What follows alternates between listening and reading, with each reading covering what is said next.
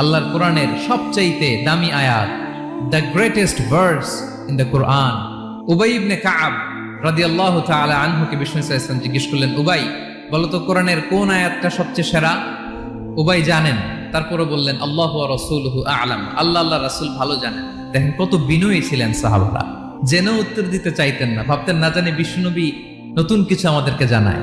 বিশ্বনবী আবার বললেন, তুমি কি জানো কোরআনের সবচেয়ে শ্রেষ্ঠ আয়াত কোনটা? এবার উবাই ভাবলেন এবার আমি উত্তরটা দিয়েই দেই। তিনি বললেন আয়াতুল কুরসি, আল্লাহু লা ইলাহা ইল্লা হুয়াল হাইয়ুল কাইয়ুম, এটা শ্রেষ্ঠ আয়াত। বিশ্বনবী খুশি হয়ে উবাই ইবনে কাবের বুকে একটা চাপড় মারলেন, এরকম আদরের চাপড় দিয়ে বললেন, লিয়াহনিকাল ইলমু ইয়া আবুল মুনজির, হে আবুল মুনজির, জ্ঞান এবং প্রজ্ঞা তোমার জন্য মোবারক হোক, তুমি ঠিক বলেছো। সুবহানাল্লাহ পড়ে। তাহলে এই প্রথম ইনফরমেশনটা আজকে জানলাম, কোরআনের সর্বশ্রেষ্ঠ আয়াতের নাম ৬,২৩৬টা আয়াতের মধ্যে থেকে সবচাইতে দামি আয়াত এটা।